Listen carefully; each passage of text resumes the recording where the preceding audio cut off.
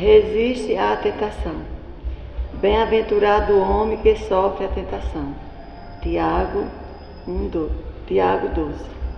Enquanto nosso barco espiritual navega nas águas da inferioridade, não podemos aguardar a inserção de ásperos conflitos interiores.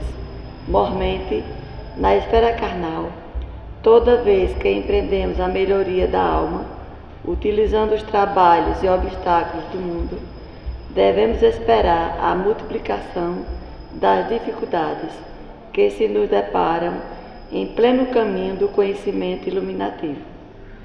Contra o nosso anseio de claridade, temos milênios de sombra, antepondo-se-nos à mais humilde aspiração de crescer no bem. Vigoram os séculos em que nos comprazíamos no mal. É por isto que, de permeio com as bênçãos do alto, sobram na senda dos discípulos as tentações de todos os matizes.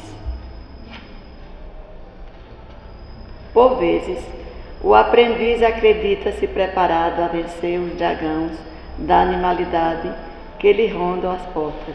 Todavia, quando menos espera, eis que as sugestões degradantes o espreitam de novo, compelindo a apropriada batalha. Claro, portanto, que nem mesmo a sepultura nos exonera dos atritos com as trevas, cujas raízes se nos alastram na própria organização espiritual. Só a morte da imperfeição em nós livrar-nos-ás delas. Haja, pois, tolerância construtiva em derredor da caminhada humana, porque as insinuações malignas nos cercarão em toda parte, enquanto nos demoramos na realização parcial do bem. Somente alcançaremos libertação quando atingirmos plena luz. Entendendo a transcendência do assunto, o apóstolo proclama: bem-aventurado aquele que sofre a tentação. Impossível por agora qualquer referência ao triunfo absoluto, porque vivemos ainda muito distantes das condições angélicas.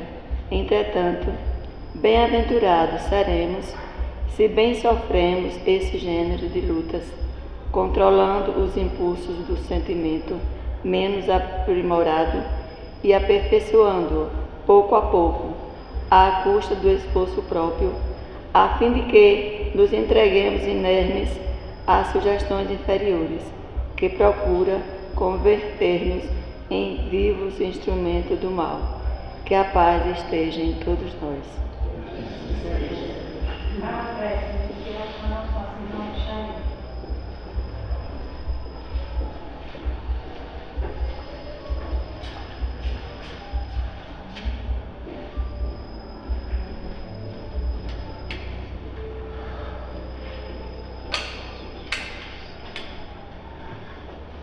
Caríssimos, fechemos nossos olhos físicos, nos concentremos no Mestre Jesus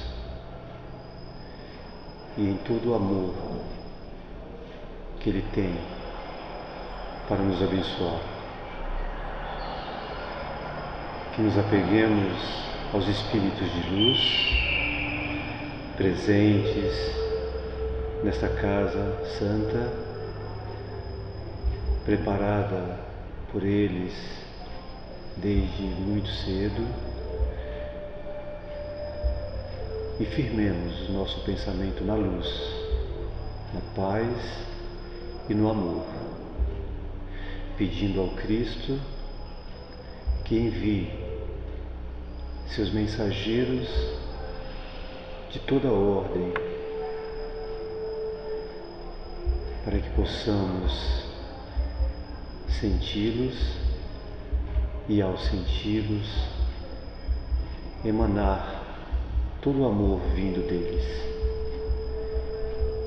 Pedimos também ao Cristo: envie seus anjos para que o nosso irmão Dudu possa ter a inspiração necessária para colocar para nós aquilo que ele vem estudando há muito tempo, e para que nós possamos aproveitar desse estudo que Dudu passa hoje para nós. Peçamos a Deus, peçamos a Jesus, a espiritualidade amiga, sempre a presença em nossos corações, que possamos praticar o amor, praticar a paz, praticar o bem, e a partir daí aguardar aquilo que está proposto para nós, sempre a partir de nossas obras. Que o Mestre Jesus seja sempre conosco, hoje e sempre, que assim seja.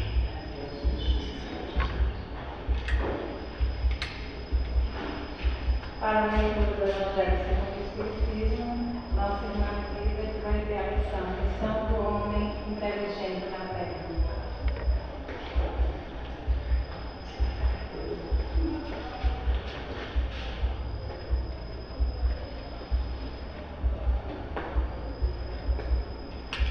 Boa noite a todos. Missão do homem inteligente na Terra. Ferdinando, Espírito Protetor, Bordeaux, 1862. Não vos orgulheis por aquilo que sabeis, porque esse saber tem limites bem estreitos no mundo em que habitais. Mesmo supondo que sejais uma das sumidades desse globo, não tendes nenhuma razão para vos envaidecer. Se Deus, nos seus desígnios, vos fez nascer no meio onde pudeste desenvolver a vossa inteligência, foi por querer que a usasseis em benefício de todos, porque é uma missão que Ele vos dá, pondo em vossas mãos um instrumento com o qual podeis desenvolver ao vosso redor as inteligências retardatárias e conduzi-las a Deus. A natureza do instrumento não indica o uso que dele se deve fazer. A enxada que o jardineiro põe nas mãos dos seus ajudantes não indica que ele deve cavar. E o que dirias se o trabalhador, em vez de trabalhar, erguesse a enxada para ferir o seu senhor? Dirias que isso é horroroso e que ele deve ser expulso. Pois bem, não se passa o mesmo com aquele que se serve de sua inteligência para destruir entre os seus irmãos a ideia da providência?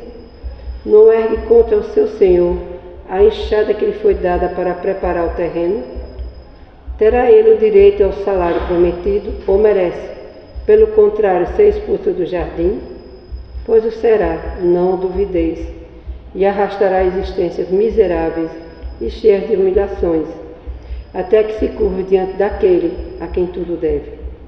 A inteligência é rica em méritos para o futuro, mas com a condição de ser bem empregada. Se todos os homens bem dotados se servissem dela segundo os desígnios de Deus, a tarefa dos espíritos seria fácil ao fazerem progredir a humanidade.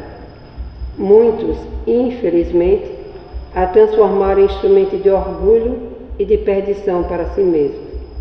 O homem abusa de sua inteligência, como de todas as suas faculdades, mas não lhe faltam lições, advertindo-o de que uma mão poderosa poderá retirar-lhe o que ela mesma lhe deu. Que assim seja. E agora, com renovada alegria, o guerreiro de luz recebe mais uma vez este irmão e amigo Eduardo, que vai nos falar hoje de Deus sobre aprendendo a amar. Diga. Vai ver, está passando aí. É só? Pode ser que... Beleza. Boa noite a todos. É com renovada alegria realmente que aqui nos encontramos. Obrigado. Junto a vocês, e trouxemos um material um estudo sobre o tema, por deveras, importantíssimo nesse momento que a humanidade se encontra. A gente vê em qualquer tipo de mídia situações que nos levam muitas vezes à reflexão, e muitos de nós até se perguntam, né, onde se encontra o senso crítico, onde se encontra o sentimento humano de respeito ao próximo. A gente vê atualmente um movimento no Oriente Médio em que jovens se encontravam reunidos para curtirem, né, a música deles e tudo mais, e um grupo de partidários radicais vão, invadem, tiram vidas, ceifam vidas de jovens, de crianças. Nós vimos na mídia televisiva um dos representantes do grupo terrorista pegar uma criança e cortá-la ao meio com a espada, né? A gente vê líderes de países, ou de um país aí da Ásia, simplesmente acreditar que ele pode invadir a terra do outro e tomar as terras. É o que a gente está vendo aí entre a Rússia e a Ucrânia. Nós estamos vendo líderes que se dizem líderes de povo simplesmente tratarem seu povo, sua nação, como ditadores. Nós vemos a relação humana sendo deteriorada, e isso vem há muito tempo. E tudo isso, um desamor tremendo, né? Um desamor tremendo. Nós vemos nas ruas os nossos irmãos menores, os animais sendo tratados, enxotados, machucados, né? Vemos a humanidade, o ser humano, destratando, não cuidando dos recursos naturais que o Pai Maior concedeu a todos nós, que são os recursos da natureza. Vemos a falta de cuidado com a água, com os rios, com os mares, com as florestas, e tudo isso é desamor, tudo isso é desamor. A gente vê a falta de amor entre os casais, a relação humana, pais, filhos, pais agregados, a falta de amor entre os colegas de trabalho, onde a ambição muitas vezes fala mais forte, né? E aí cabe a cada um aqui presente, encarnado, desencarnado, fazer essa reflexão. Aonde você hoje observou a falta de amor? E para isso a gente traz esse tema aí para todos nós. A gente vai trazer alguns pontos aqui, alguns registros tirados de um material, e vamos aprender, pelo menos teoricamente, a nos amar, porque só a teoria não adianta. É necessário que nós conheçamos, claro que é necessário, é obrigatório para todos nós se queremos crescer, mas a maior instrumentação que o ser humano tem de poder efetivamente aprender é a ação, é a colocação na prática, porque se você não praticar não adianta.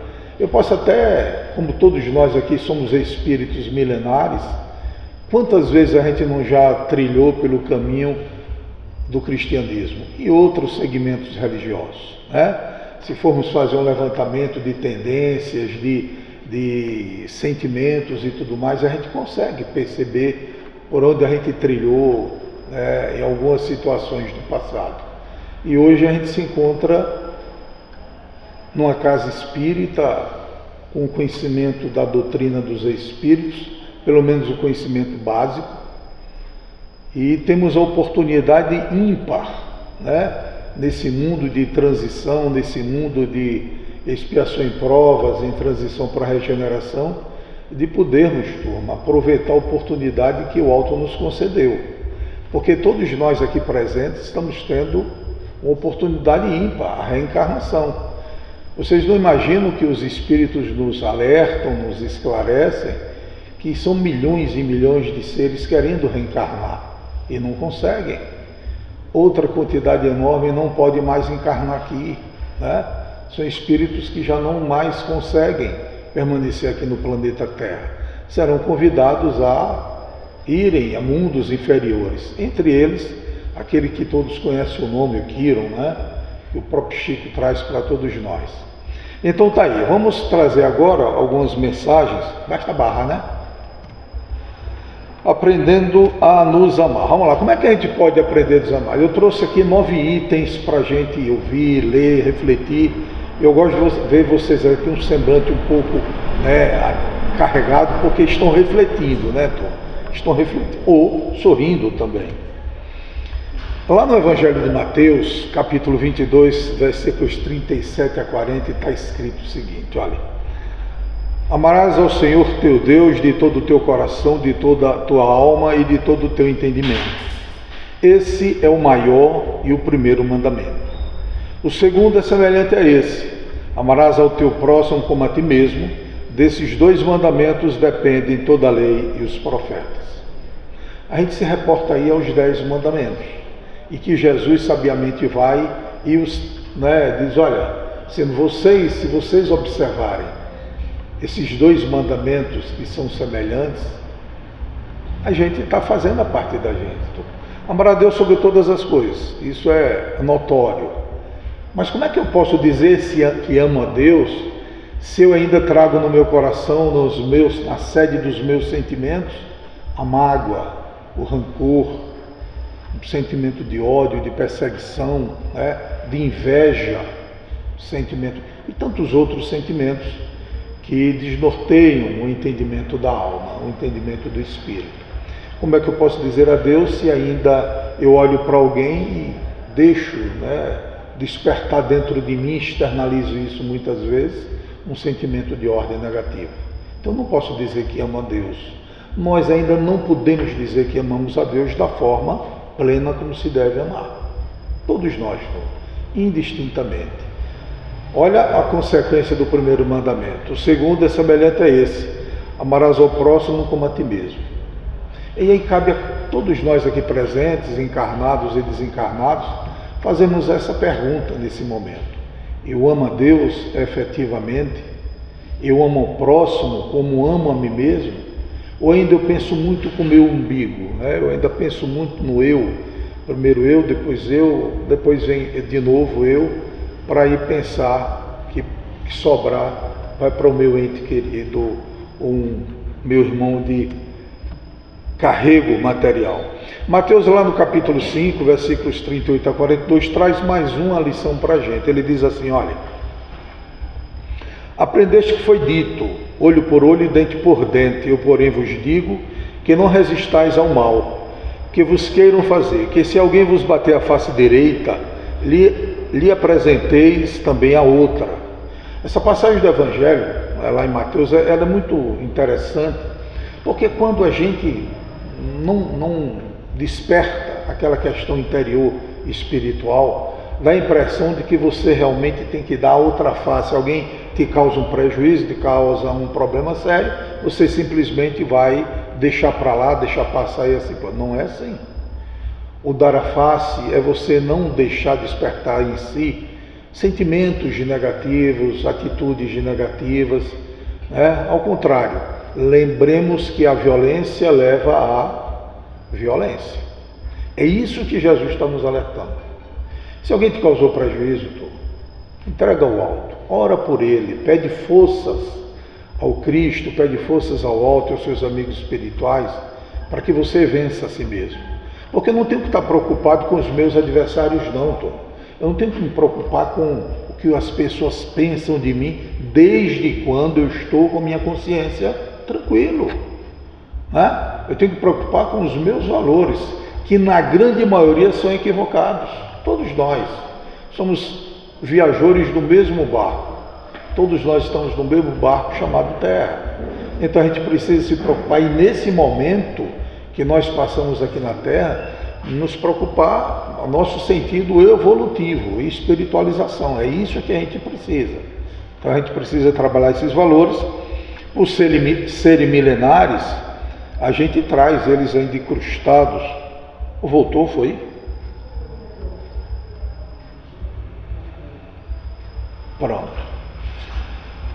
Fênelon, lá no Evangelho segundo o Espiritismo, essa mensagem de Fênelon, lá no capítulo 11, ele diz o seguinte: Ele diz, amai o vosso próximo como a vós mesmos, ele registra na mensagem dele, que são palavras de Jesus.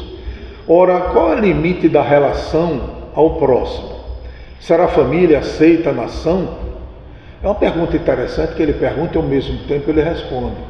Então, essa pergunta nos leva a um questionamento. Ora, se o meu próximo é a minha família, por que é que existe ainda no seio da família tanta divergência? Tanto desamor entre as pessoas? Por quê? Por que é que existe desamor na relação entre colegas de trabalho? Por que é que existe desamor na relação do ser humano? No dia a dia, seja o vizinho, né, seja a rua que você reside. Por que existe esse desamor? Porque ainda nós não colocamos em prática aquilo que Jesus nos ensinou. Vocês imaginem se a humanidade, pelo menos 51% da humanidade, cumprisse, realizasse o seu dia a dia, seguindo o ensinamento que o Mestre deixou para todos nós. Fazer aos outros o que gostaríamos que fizessem a nós. E aí, turma, a gente faz isso no nosso dia a dia? Nós procuramos colocar em prática os ensinamentos dele, do Cristo, porque, olha, Jesus é o único caminho que nós temos para chegar ao Pai. Não existe um outro caminho não, turma. Se não passar por ele, a gente não vai conseguir chegar ao Pai, não. Porque ele é o ponto de referência de todos nós, né? O egoísmo, esse monstro devorador de todas as inteligências, esse filho do orgulho, é o causador de todas as misérias do mundo terreno. Isso é uma questão interessante, né? No Livro dos Espíritos, onde Kardec, muito inteligentemente, ele indaga aos espíritos superiores quais são os sentimentos ou o sentimento mais pernicioso que a humanidade possa enfrentar no seu dia a dia em relação ao seu crescimento, em relação à sua evolução. O que é que eles respondem? O egoísmo, e acrescenta o filho do egoísmo, que é o orgulho. E olha, turma, a gente estudando, a gente lendo, a gente refletindo, né? E olha que nós somos egoístas ainda, né? Todos nós ainda temos egoísmo dentro de nós. Todos nós temos ainda gramas de orgulho dentro de nós. E a gente vê que a família, ela é constituída pela humanidade toda. Então, se vem o Cristo e nos diz que a humanidade é a nossa grande família, porque Ele está nos convidando a que nós abramos, né, possamos abrir o nosso cérebro no sentido da reflexão a nível mundial. Eu não tenho que estar pensando simplesmente, não, eu sou brasileiro e o argentino é meu adversário. E olha que nós, como seres humanos, nós temos ainda isso enraigados dentro de nós. Nós ainda trazemos esse vício chamado egoísmo dentro da gente. A gente pensa muito ainda com o umbigo. A gente deixa de usar a reflexão, a razão, e muitas vezes deixamos que o sentimento tome conta das nossas decisões. E olha, os espíritos superiores nos orientam. Toda e qualquer decisão deve ser coroada primeiro com a razão. Porque a decisão que é tomada pelo sentimento primeiramente, ela será equivocada. Porque falta raciocínio, falta reflexão, não é? É a negação da caridade, o egoísmo, e por conseguinte o maior obstáculo à felicidade dos homens. Está lá Emmanuel, quem nos diz isto no Evangelho. Então, voltando agora à retrospectiva do início do nosso bate-papo aqui, o que vocês acham então? Tudo aquilo que a gente relatou, que foi uma pequena parte do que ocorre no mundo. Tudo isso diz respeito a quê? Por que nós ainda não somos felizes? Por que nós ainda não temos no nosso dia a dia mais atitudes felizes, mais sentimentos felizes do que deveríamos ter? Por que a gente não tem? Porque a gente deixa ainda que esses dois vícios responsáveis por todos os males da humanidade tomem conta das nossas atitudes, dos nossos sentimentos, dos nossos pensamentos. E olha, a gente deve se preparar, mas se preparar mesmo, porque nós estamos, todos nós, encaminhar, né, nessa caminhada nossa. E vai chegar um momento, turma, que nós vamos retornar. Uma moça, segunda-feira em Frei Paulo, uma moça, ela tomou uma queda, uma senhora, caiu. E simplesmente dessa queda, no dia seguinte, ela desencarnou. Uma queda simples. Uma queda simples. Eu estou passando esse exemplo aqui só para a gente notar o seguinte: olha, eu estou conversando com vocês hoje aqui, nós estamos conversando, e amanhã, quem pode dizer que eu esteja encarnado junto a vocês? E a vocês, quem pode dizer que vocês acordem amanhã todos encarnados ainda?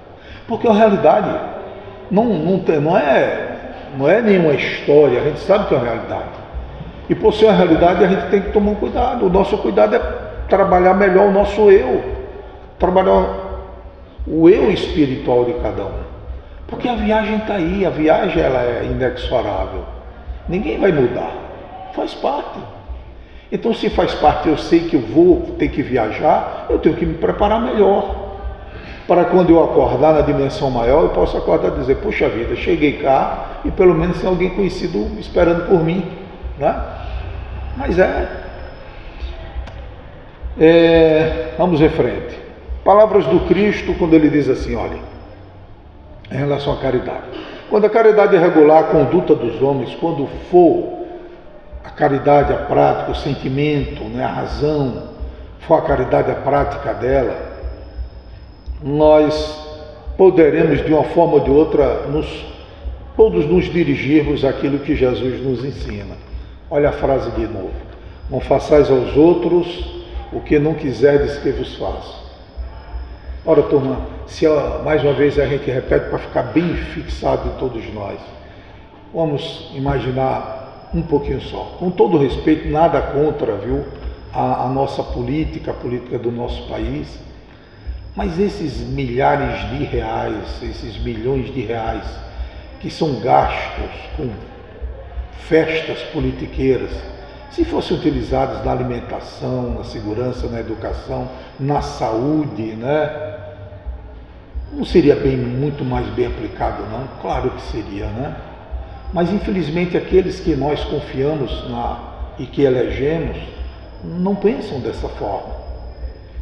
Começam a pensar simplesmente em realizar os seus eus interiores e dos seus segmentos. Não façais aos outros o que não quiserdes que vos façam. Está aí a lição para todos nós, para que a humanidade amanhã, para que todos nós amanhã possamos dizer: olha, o que eu faço é pensando no outro, e o que o outro faz é pensando em mim também. E isso é o nosso futuro. Esse é o nosso futuro. Um dia lá atrás fomos bárbaros, não deixamos ainda de sermos bárbaros, porque todos nós ainda temos alguns sentimentos que são resquícios da barbárie, mas estamos nessa caminhada. A gente tem que refletir que, por exemplo, a nossa família, quando muita gente pensa que o próximo é a família, e na verdade é a humanidade como um todo, a gente não pode esquecer que as pessoas, os seres, os irmãos que fazem parte das nossas famílias consanguíneas, são importantíssimos nessa caminhada evolutiva, todos nós. Eu não sei se eu já passei isso aqui, mas vou abrir um parênteses só para falar isso, para reforçar a questão da família.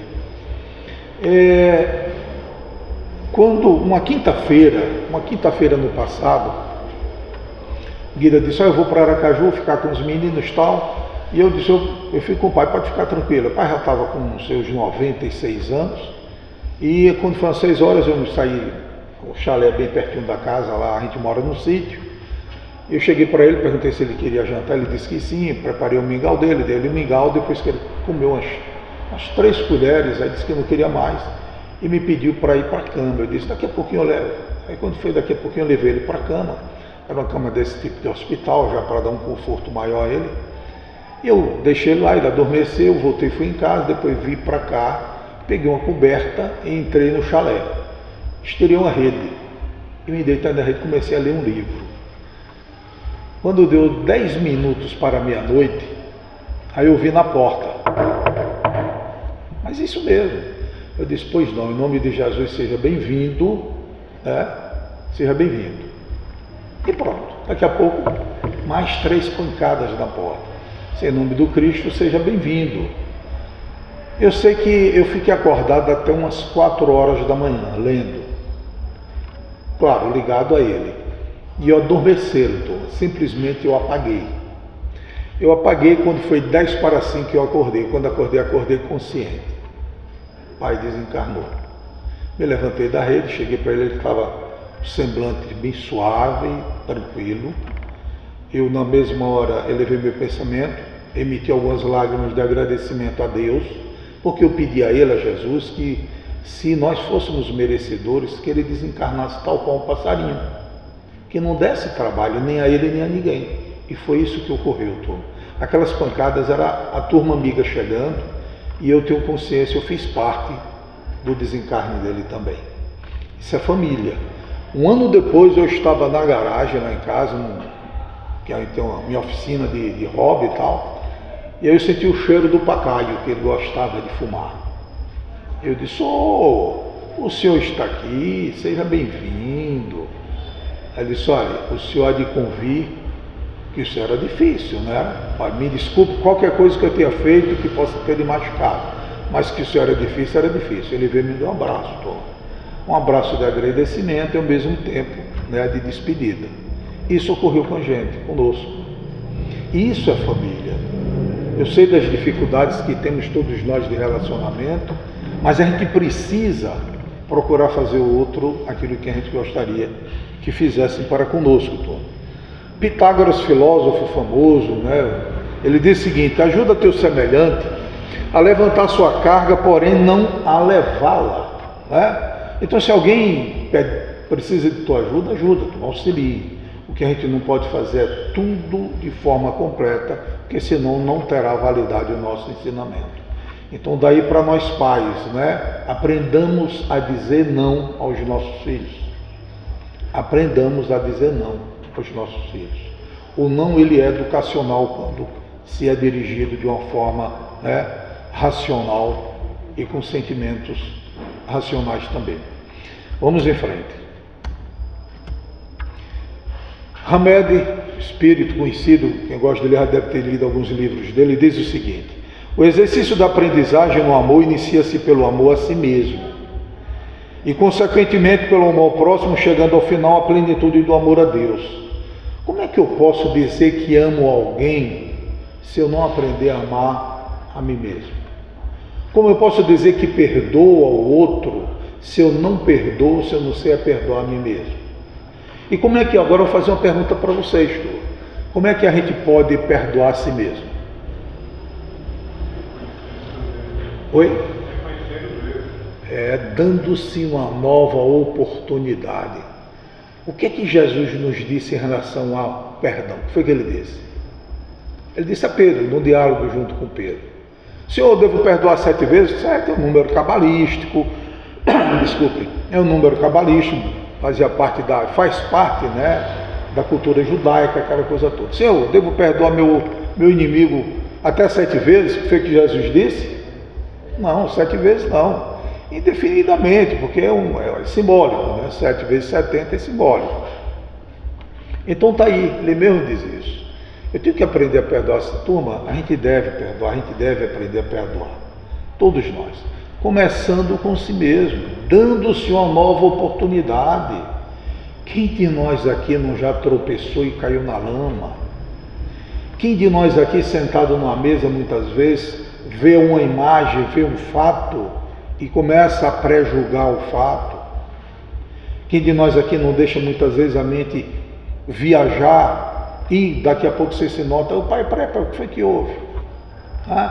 Então, vamos aprender a amar, aprender a perdoar, aprender a ouvir, aprender a falar, né? Porque tem gente que fala e fere o outro com a palavra. A gente deve, tenho certeza disso. Dessa forma a gente vai aprender a se amar. É isso que a gente está fazendo hoje aqui, juntos aprendendo a nos amar.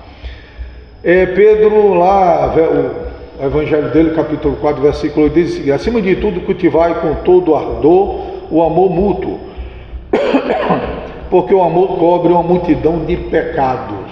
Está aí, turma. Por mais difícil que seja a relação que você tenha, no seu dia a dia, junto à família, junto a vizinhos, né? Naquela hora da sua novela preferida, o vizinho bota aquele pancadão bem alto, estridente. Fazer o quê? Compra um fone de ouvidos aí bom e bota na televisão e vai ouvir sua novela. O que eu não posso é transformar isso numa celeuma, numa questão jurídica. O povo agora tem um costume, tudo é delegacia, tudo é BO, tudo é BO. Isso é desamor. É sim, turma. É sim. E Jesus, imagine vocês a grandeza do Espírito que é o Cristo. O Espírito crístico, olha o estágio dele, é crístico. Governador desse mundo aqui, mais outros 4 mundos segundo Emmanuel. E ele toma uma decisão pedindo autorização ao conselho do sistema, que ele gostaria de reencarnar no nosso meio para deixar uma lição para nós. Sabe por quê, turma? Existem um número incalculável de planetas no mesmo estágio que o nosso, passando a mesma situação que a nossa, só que diferentes. Porque os seres que habitam o mundo, esses mundos aí por fora, outros mundos, são diferentes de nós. Nós somos belicosos, nós gostamos de guerra, nós gostamos de massacre, de matar, de observar isso. Obviamente que isso não é regra geral, obviamente, mas a grande maioria da Terra sim é. Ah, não, ele é merecedor, devia ter morrido mesmo, não sei o quê. A gente ouve tanto isso, né? A gente vê tanto isso, porque nós somos belicosos. Muitas vezes eu me vejo, agora é comigo, eu me vejo até entrando numa dessa. Eu gosto de game de computador, não desses games que eu gosto de bem preparado, aquela coisa toda.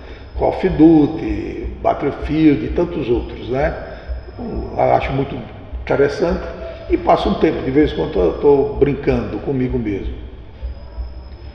E muitas vezes estou ali, até brinco com a esposa, com as pessoas que estão na casa, olha, deixa eu matar uns alemãezinhos aqui, né? Deixa eu matar uns alemãezinhos. Isso, claro, num game.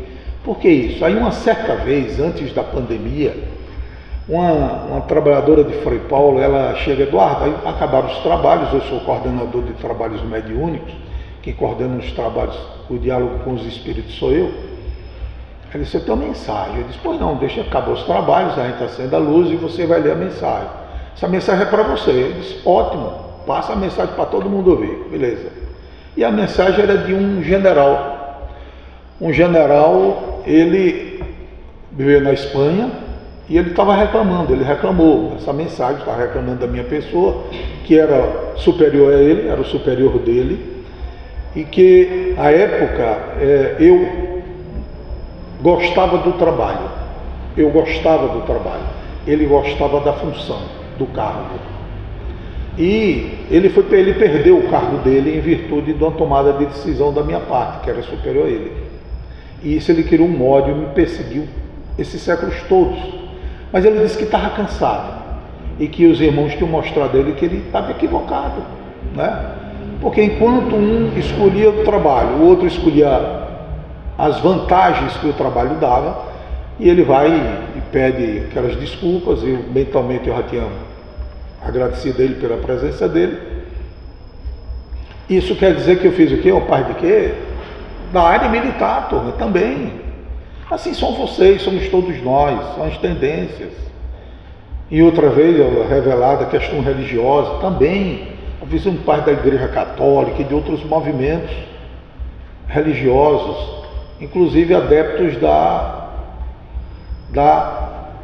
continuidade das vidas, a famosa reencarnação, em seitas do passado e assim por diante. Todos nós temos essa ligação. Então está aí, para que a gente possa seguir. O remédio traz para a gente também o seguinte, já aí você que está em frente ao relógio, quando faltar 5 você me avisa, viu? Se não faltar, a culpa é sua. À medida que aprendemos a nos amar, adquirimos uma lucidez que nos proporciona identificar nos conflitos um alerta de que estamos indo na direção contrária à nossa maneira de sentir e de pensar. O remédio está nos dizendo isso e aqui a gente traz para você de outra forma. Os Espíritos dizem a todos nós, ninguém pode dizer que não sabia. todos nós, espíritos que habitamos o planeta Terra, encarnados e desencarnados, não temos mais nenhum direito de dizer que não sabia. Por que é que eles querem dizer com isso? Todos nós, diante das inúmeras e milenares e milhares de reencarnações que já tivemos, conhecemos o Evangelho do Cristo. Todos nós. E aí agora você não pode dizer mais, eu não sabia. Então aproveitemos mais uma vez, repito, a oportunidade reencarnatória para nos espiritualizarmos, para a gente vencer a nós mesmos. Porque a única dificuldade que a gente tem é tirar um pouco desse orgulho tolo que a gente tem, desse egoísmo tolo, e começar a trabalhar o eu interior. E isso a gente precisa. A reforma íntima, ela é inquestionável. Todos nós precisamos nos reformar intimamente.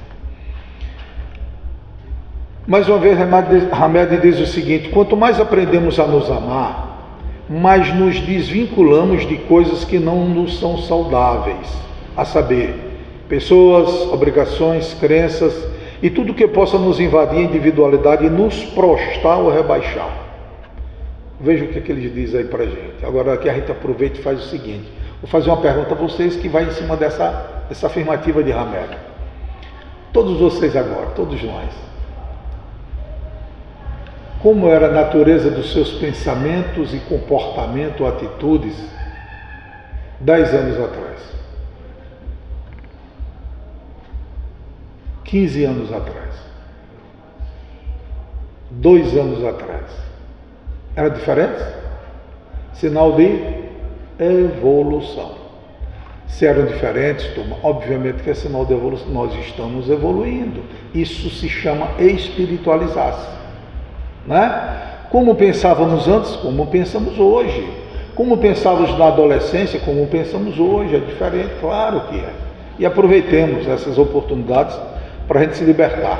Quando nos colocamos a serviço do amor verdadeiro, a autoestima nascerá em nossa vida como valiosa aliada nas dificuldades existenciais. Uma certa vez, trabalhava em Frei Paulo. E o colega, o banco começou a mudança e eu ainda estava em Frei Paulo. E houve uma mudança de redução do quadro na agência. Semelhante à agência daqui também ocorreu a mesma coisa. E aí chegou a ordem de Brasília, a determinação superior, que teria que reduzir no quadro 2 comissionados. E só um poderia ficar na agência, o gerente geral e esse outro comissionado, que era o gerente de administração ligado a ele. E aí o colega que era o gerente geral disse: olha, eu vou sair de férias daqui a 15 dias e farei uma avaliação dos 2 colegas que estão aqui. Eu era um dos gerentes, de nível médio, o outro colega era gerente de nível médio.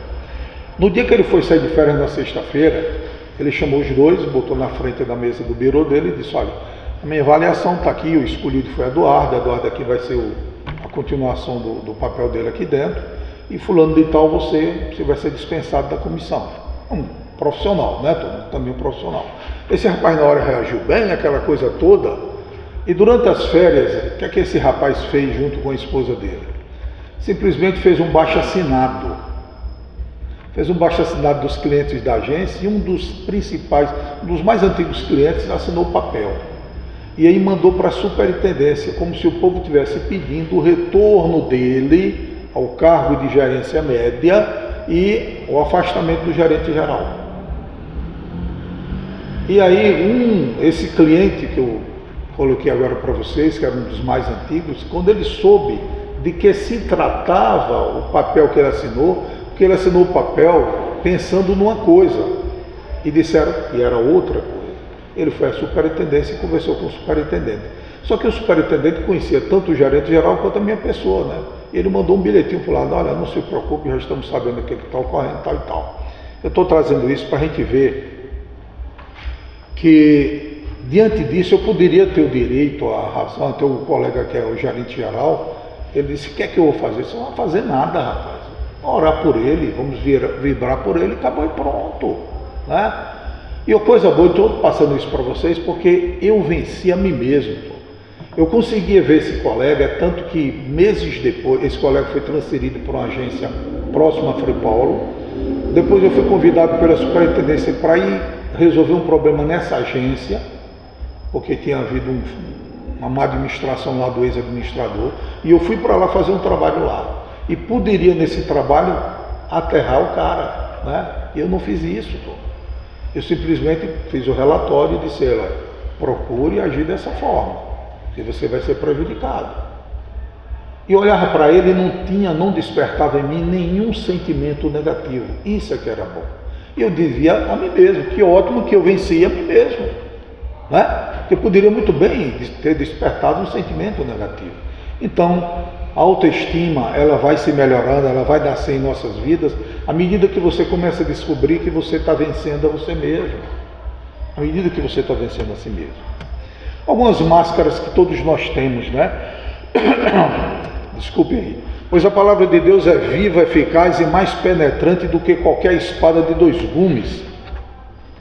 Ela julga as disposições e as intenções do coração, e não há criatura oculta a sua presença. Tudo está nu e descoberto aos olhos daquele a quem devemos prestar contas. Não adianta nós fazermos nada, mas nada mesmo, no mundo, achando que ninguém está vendo. Não adianta. Mesmo que você esteja sozinho, você nunca vai estar sozinho, turma. Tem sempre uma multidão de olhos a observar você, bons amigos e adversários. E olha, Deus tem a presciência, né? Ele é onisciente. Ele tem a presciência de tudo.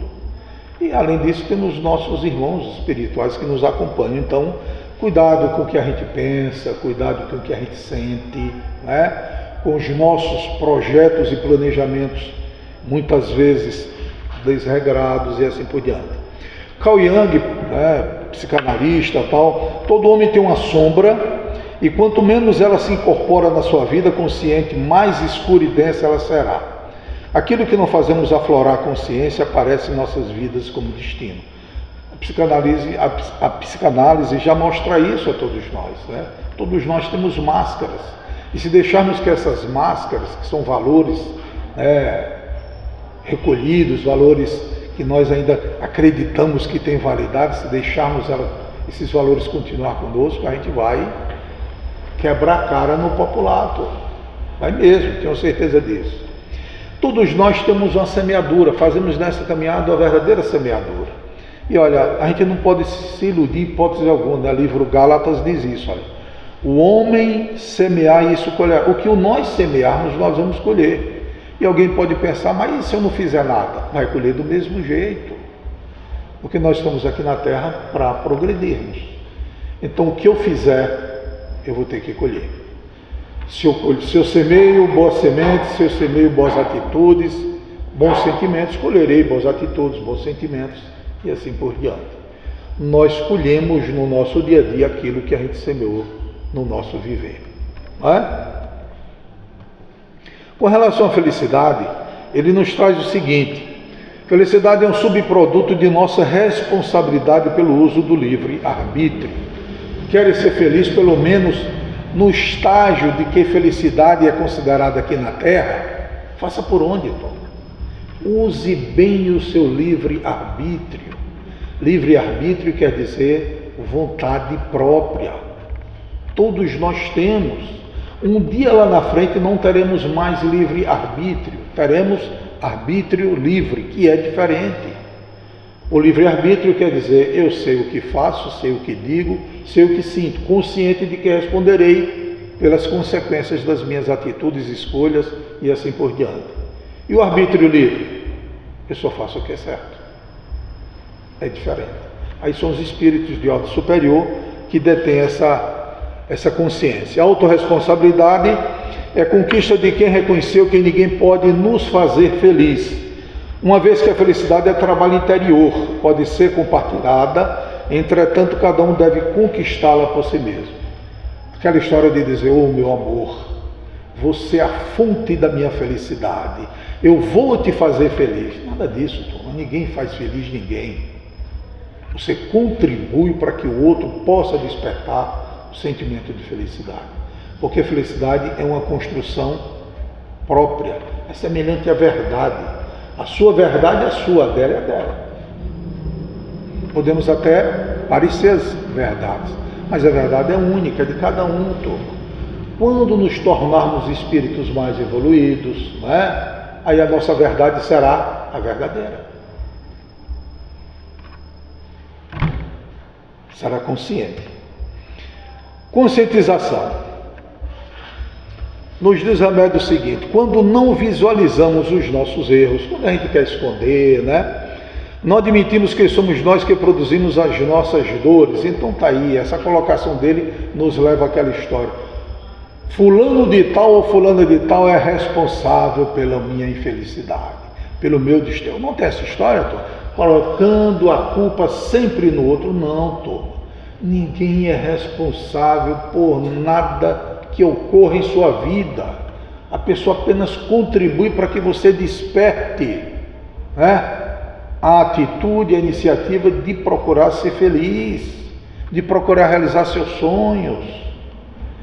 Outra coisa interessante, muitas vezes os pais forçam os filhos a fazerem vestibular para isso ou para aquilo, a seguirem a carreira A, B ou C, porque eles têm a carência dessa realização.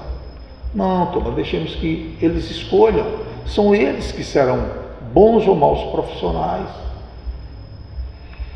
Quando não percebemos que nossos inimigos residem em nossa casa mental, apontamos os outros como causa dos nossos dissabores. Quando não permitimos mudança no nosso eu interior, exigimos mudança dos outros. Eu sou perfeito, eu sei o que eu quero, eu sei o que sou, o que eu posso fazer. O outro que mude, eu não. O outro é quem tem que mudar. Não, Tom. Quem tem que mudar é você. Somos nós que temos que mudar nosso ponto de vista, nossos valores, quando estiverem equivocados. E a nossa consciência é o maior juiz que a gente tem. 5 minutos. Puxa vida, nem cheguei na metade. Mas é assim mesmo, né? Dificuldades. Quem não enfrenta dificuldades, né, turma? Todos nós temos dificuldades. Tem uma coisa interessante, essa segunda informação de Hamed, ele diz assim, olha, o que chamamos de problemas da Terra são simplesmente lições não aprendidas. É mesmo. Nós estamos aqui encarnados, reaprendendo aquilo que perdemos lá no passado. Reaprendendo. Então vamos aproveitar a nossa estadia no educandário, para quando essa escola mudar de grau, nós possamos seguir e permanecermos na nossa escola chamada de regeneração. Façamos isso. Nos esforcemos, não esqueçam disso.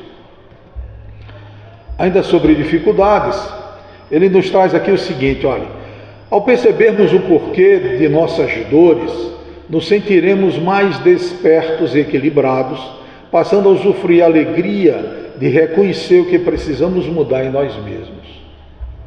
Quando nos tornamos mais humildes, mais conscientes, você começa a descobrir em si os pontos positivos e os pontos negativos.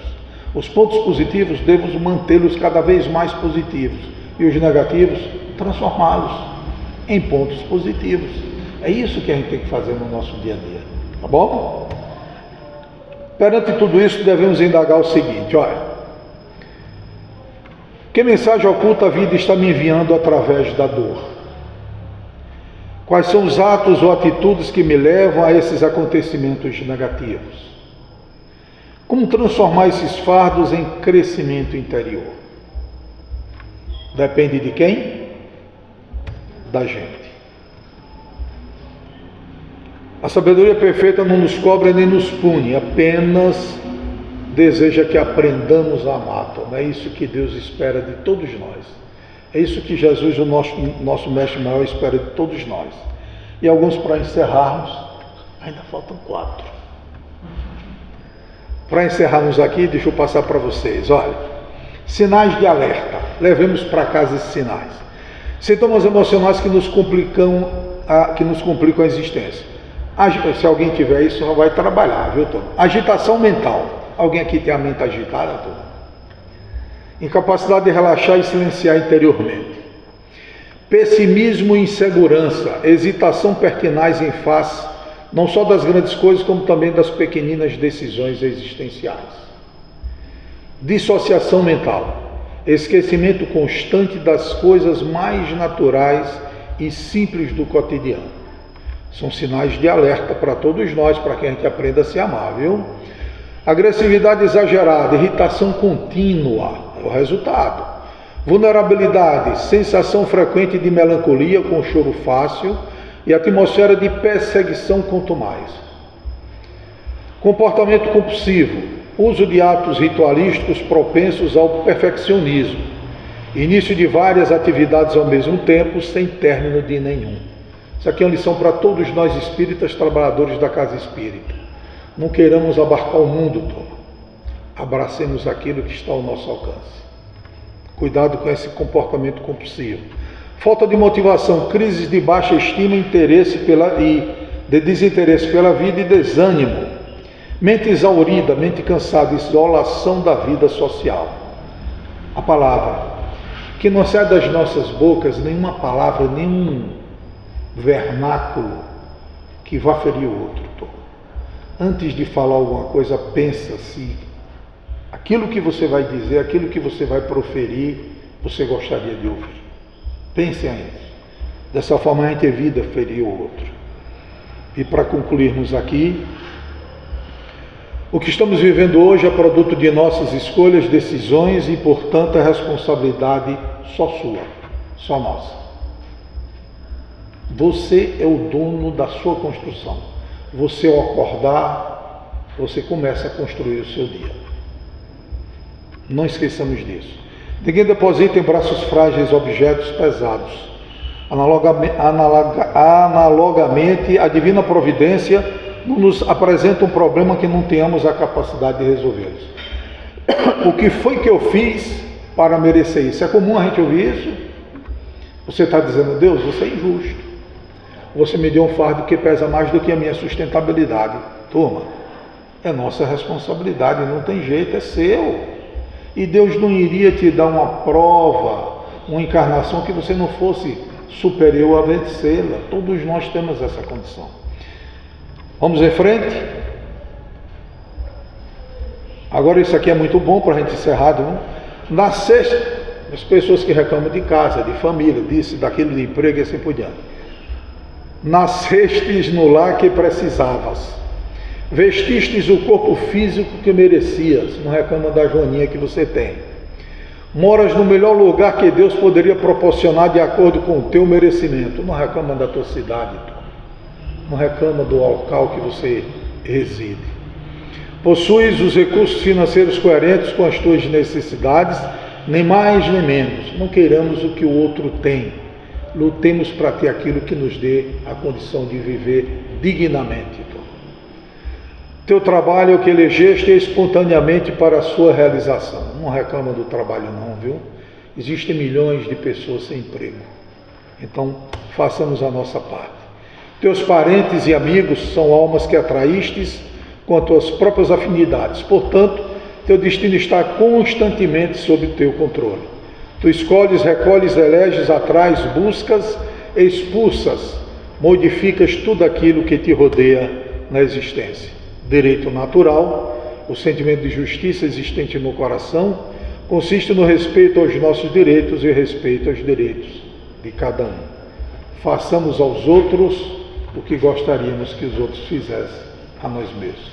Muita paz e até uma nova oportunidade.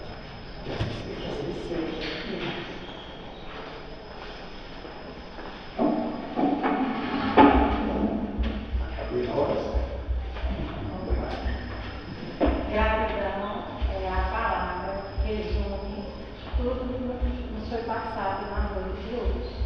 Cabe a nós agora refletirmos, colocarmos em pauta, deixarmos de ser vítimas de nós mesmos, que é onde muitas vezes nos colocamos, porque é mais fácil ser vítima do que ser o autor.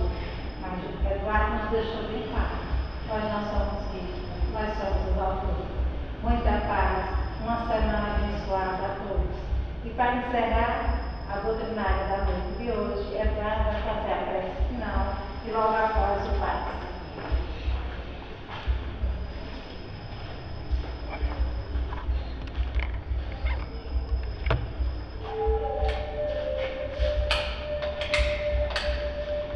convidamos a todos aqui presentes, encarnados e desencarnados,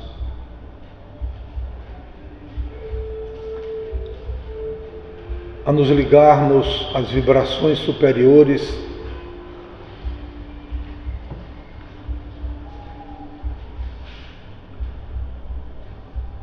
envolvidos por essas vibrações dessa flauta que soa neste ambiente,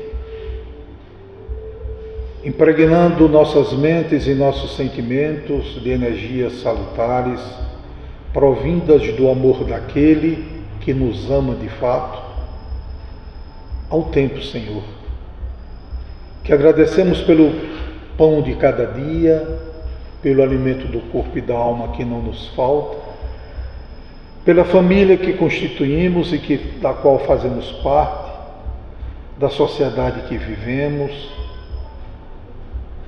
do meio em que comungamos, mas ao tempo, Mestre.